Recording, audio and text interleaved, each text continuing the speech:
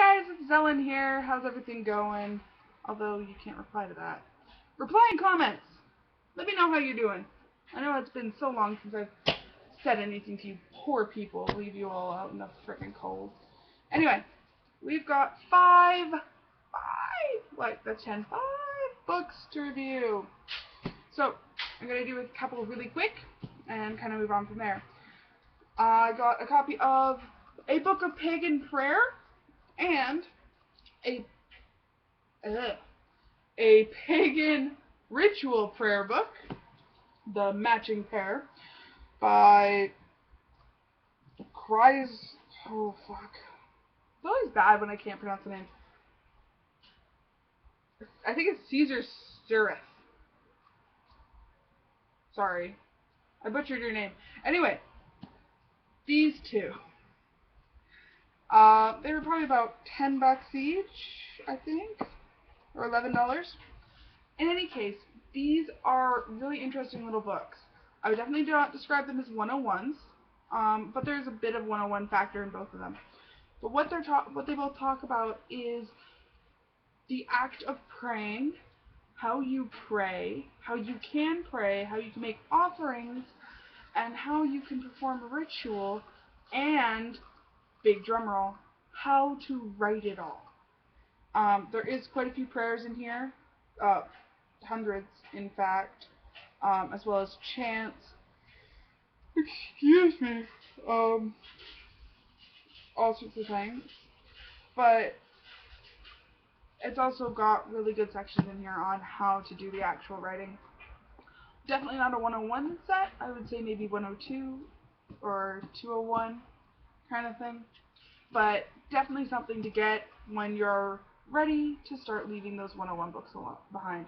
They aren't, I wouldn't describe them as a really fun, like, oh, these are great books to read, and da da da.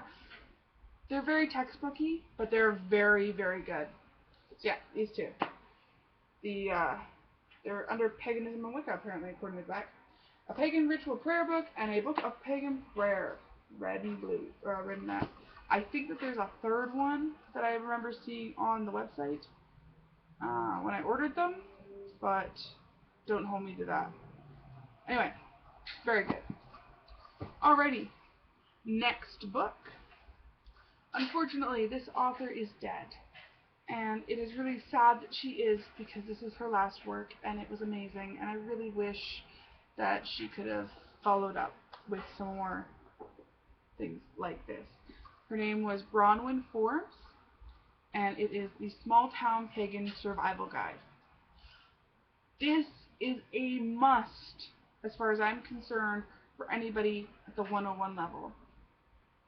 The second you're done reading something like The Big Blue Book or Scott Cunningham's Wicca, you need to pick this book up and you need to read this book too.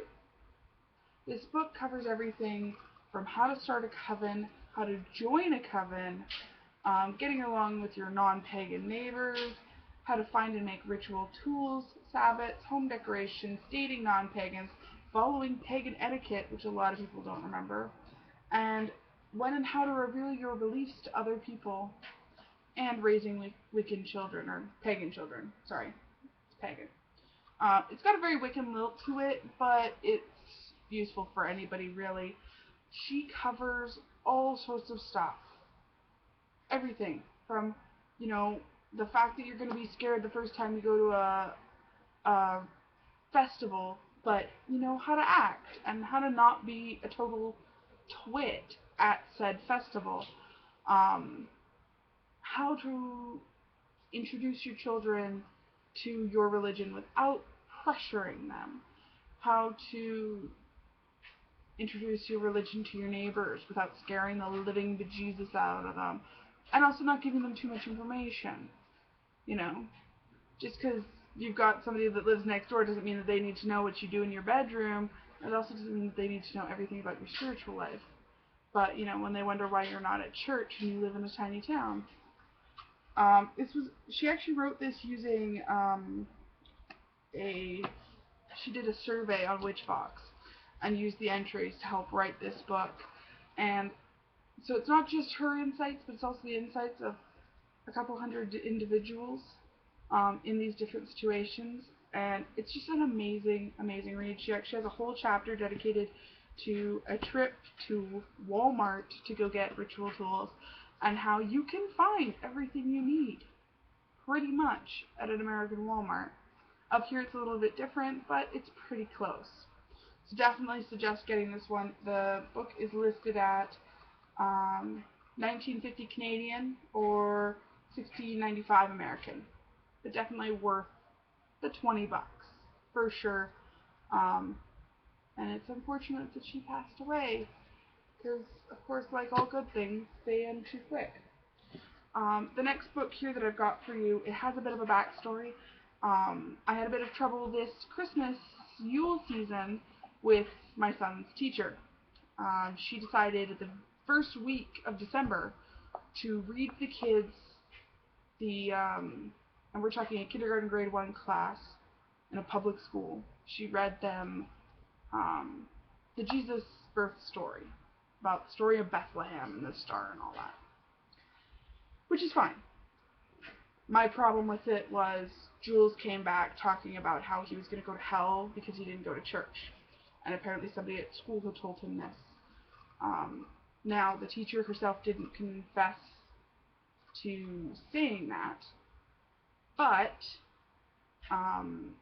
she did mention that she had read the book and all this. And I then asked her, okay, so we have a bit of a problem then. You're a public school. You can't be doing this unless you're doing it for every religion. And she kind of got taken aback because, of course, as far as I'm concerned, it's fine to read the story of one religion, but you have to read the ones of others too. And so Christmas is the perfect example. You read the Christmas story, and then you read the Hanukkah story, and then you read a Kwanzaa story, and then you read a solstice or Yule story, and there you go. Like, you've got 4 weeks. A minimum of 4. Most people are happy with that. And she just didn't want to do it because she was being lazy. And so I kind of called her out on it and basically let her know that, you can't just pick one religion to introduce these 5 to 7-year-olds. You can't. It just doesn't work that way. So, of course, I had said that I had a couple of winter stories at home. And of course, right after this meeting, I went home, I went and looked for them, and I couldn't find the damn things. And of course, knowing my luck, she kind of called me on it and asked me to send her a book or some printouts and stuff. Luckily, though, the amazing guy, Corey Hutchins from New World Witchery, which I'll put a link around here somewhere. He does an amazing blog, and him and his, I want to say magical partner. They're both married to other people, but they practice and they do this podcast together. Lane is her name. Corey and Lane from New World Witchery their podcast is amazing. The blog is awesome. It is great. And he is a fountain of knowledge when it comes to myth, lore, and folktales. So, of course, I emailed him. And his children are a little bit younger than my son, but, I figured he might have some idea. So he suggested this book. Here it is.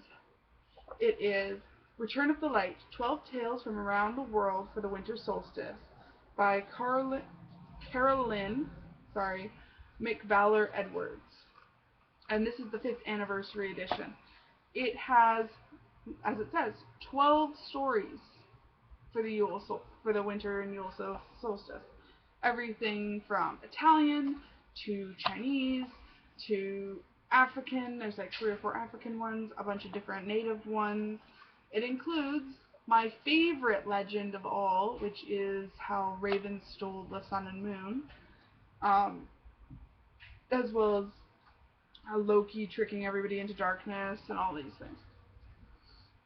And so I wound up giving this, well, not giving, but lending it to the teacher with a couple of sticky notes in it of suggestions, and she used this to teach the kids.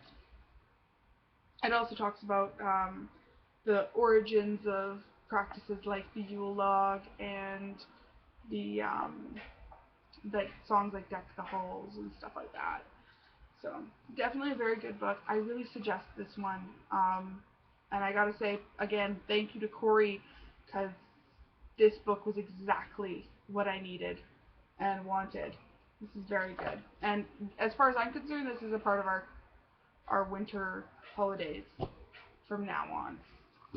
So the last book that I have for you is not actually a physical book. This is the first. This is the first time I will be doing a book review for a book on the Kobo. Yes, we have a Kobo. It's the Chapters Indigo version of things like the Nook or the Kindle. Personally, I find it's a superior product to the Nook and the Kindle because it does have expandable memory and blah blah blah blah. That's all my personal opinion. In any case, the ebook that I'm here to review is Pagan Pregnancy: A Spiritual Journey from Maiden to Mother by Aaron Mary Shy Hitchcock. Or Hiscock. Sorry. Something about some of these authors' names. Joe. Anyway, this is an awesome book. I do have to say it. It's wonderful. As I was saying in my update video, we're going to be working on expanding our family shortly. And as far as I'm concerned, this is going to be one of my big spiritual reference books for this time. She talks about everything from setting up altars and rituals for conception, about pregnancy journaling and the spiritual side of that. She talks about the labor, how it can affect you spiritually, whether or not you should actually be practicing during your pregnancy, and just all sorts of stuff, how spirit can affect the baby, whether like those sort of myths of whether or not you're going to wind up with a kid that has, some sort of spay crossing or anything like that. I'm just trying to look up the table of contents here. Here we go. So it's set up into chapters. We've got beginnings, universal mother, goddess incarnate, which is referring to how your body is changing, complications on the road, responsible spirituality, preparing for change, birthing, and postpartum. And she also, in one of the chapters, talks about miscarriage.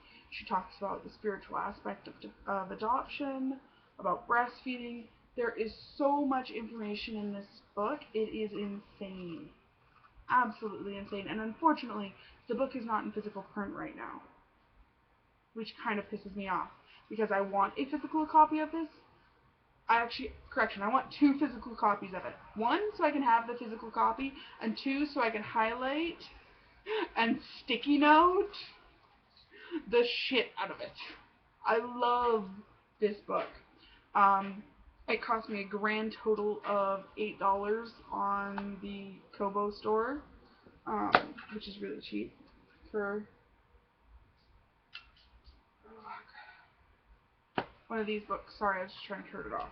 I didn't want to kill the battery on it. But definitely, if you're gonna be planning on expanding your family, or you know somebody who is, it's a wonderful thing. It talks about all sorts of different charms that you can make.